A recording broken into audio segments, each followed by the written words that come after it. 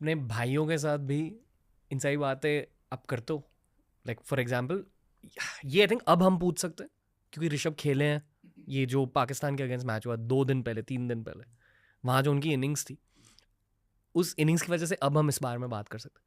जब उनका ये फेज चल रहा था 2 years ऑफ, उनसे मेंटल हेल्थ की बातें करी? क्योंकि जब मैं भी मतलब आई एम इनटू फिटनेस, अगर थोड़ी भी इंजरी हो जाती है ना, आई फील कि मेरी मेंटल हेल्थ अफेक्ट हो जाती है। तो आई कांट इमेजिन एथलीट के लिए कैसा हो सकता है। तो उनसे मेंटल हेल्थ के बारे में बातें करी। या I would also ask you about Rinku, क्योंकि ये दोनों ना एकदम पॉजिटिव ब्रोज है, इसलिए पता चल रहा है कि आप तीनों का भाईचारा क्यों है। बट भाइयों के बीच मेंटल हेल्थ की बातें होती है? इन दोनों के केसेस बता हाँ, दो। मैं इन दोनों की केसेस से बताता हूँ। ऋषभ का जब एक्सीडेंट हुआ तो मैं पहला बंदा था जो, ऑब्वियसली आंटी वहाँ पर पहुँची, उसका मैनेजर वहाँ पर पहुँचा, बिकॉज वो देहरादून में थे।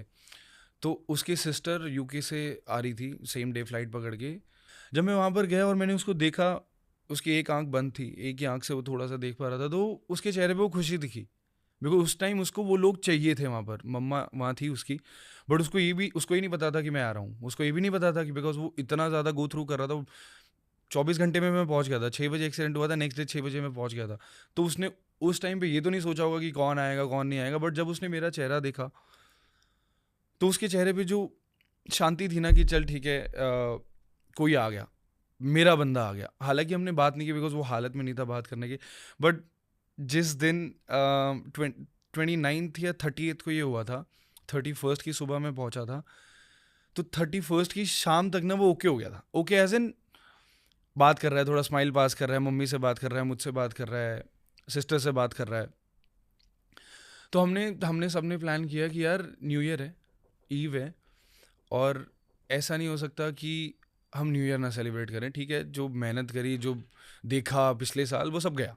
अब हम नई तरीके से, तो हमने सोचा कि अब जो एक्सीडेंट उसका हुआ था वो पिछले साल हुआ था, तो नया साल ऐसा नहीं शुरू कर सकता वो। ठीक है, उठा तो नहीं सकते उसको एक दिन एक झटके में, तो ठीक नहीं कर सकते। बट फिर हमने सोचा कि एक केक लेके आते हैं, सेलिब्रेट करते हैं हॉस्पिटल में ही, उसी से केक कटवाते हैं कि ठीक है भाई, पिछला साल जो था गया, बट अब नया साल है और हम ऐसे नहीं शुरू करेंगे।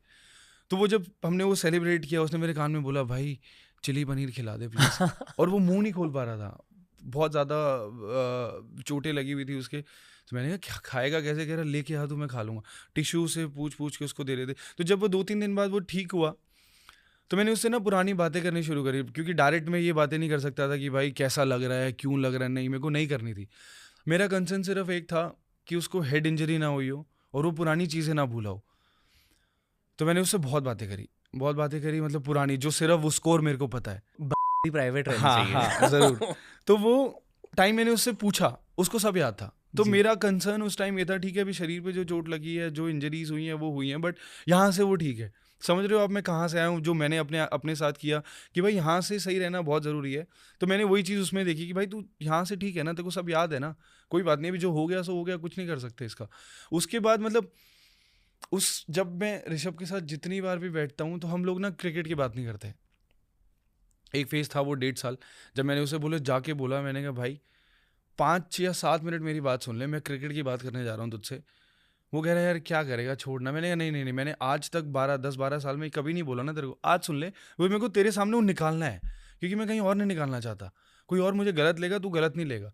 तो मैंने उसके सामने वो निकाला, उसने एक वर्ड बोला, ख़त्म हो गई तेरी बात। मैंने कहा हाँ ख़त्म हो गई, चला जा। उसके बाद हमने बात ही नहीं करी, हम कभी भी बात नहीं करते क्रिकेट की। और एक फेज़ मेरी लाइफ में ऐसा था, जब श्रीलंका टूर पे मेरा नाम आया था, वो बहुत गंदी सीरीज़ गई। उसके बाद एक ही बंदा था क्रिकेट पूरे सर्कल से जिसका कॉल आया था मेरे पास, 12 या 18 मिनट कुछ तो बात हुई थी। वो 18 मिनट की कॉल ना मेरे लिए, मेरे को दोबारा ज़िंदा कर गई। एक होता है ना जहाँ पर आप पहुँचना चाहते हो वहाँ पहुँचते हो, और आप जब फेल होते हो तो वो फीलिंग ना बहुत अलग है। वो कोई भी नहीं चाहता, पहुँचना सब चाहते हैं, फेल होना कोई नहीं चाहता। तो मैं भी उनमें से एक हूँ। तो जब मैं वहाँ जाके मेरे को लगा कि नहीं यार, ये मतलब ये मैंने कभी नहीं सोचा था, इससे बेटर, मैंने अपने आप को बोला इससे बेटर मैं पहुँचता ही नहीं उस स्टेज पे। ठीक है, जैसे भी जो भी रहा, बट जब मैंने उसने वो 12 या 18 मिनट की मुझे कॉल करी, वो 18 मिनट सिर्फ उसने मुझे ये बताया, ठीक है भाई तेरा बचपन से जब तूने पहली बार बैट उठाया था, तो ये जर्सी जो आपने पहनी हुई है, ये मेरा ड्रीम था पहनना, ये मैं कर चुका हूँ। फेल हुआ है नहीं हुआ वो ठीक है, सबको पता है, तेरे को भी पता है, बट यहाँ से तू अपनी लाइफ कैसे देखता है वो इम्पोर्टेंट है। तूने बिल्कुल नीचे आना है तो तेरे हाथ में है, तूने यहाँ से दोबारा उठ के ऊपर जाना है तेरे हाथ में है। मैं नहीं बताऊंगा आज के बाद, ना मैं कभी इस बारे में बात करूंगा। मुझे नहीं पता तेरी फैमिली इस बारे में बात करती है कि नहीं करती, नहीं करते हम लोग, मतलब घर पे ये सब बातें नहीं होती। जब आप फेल होते हो ना तो डाउट्स आने शुरू होते हैं, आप अपने कैलिबर पे, अपने टैलेंट पे ना डाउट करना शुरू करते हो। मेरे साथ होता है ऐसा। तो वो उस फेज में मैं बहुत डाउट कर रहा था कि यार क्या मैं लायक ही नहीं था क्या। बट वो जगह ऐसी थी जहाँ पर मुझे वो आउट नहीं होना था, तो उसमें मैं बहुत अपने आप को डाउट करने लगा था। बट वो डाउट जो मेरे अंदर से हटाया वो ऋषभ था। तो बहुत ज़्यादा क्रिकेट बात नहीं करते हम, बट जितनी भी करते हैं ना, जब करते हैं जब एक दूसरे को उठाना होता है। और मुझे ऐसा लगता है दोस्ती वही होती है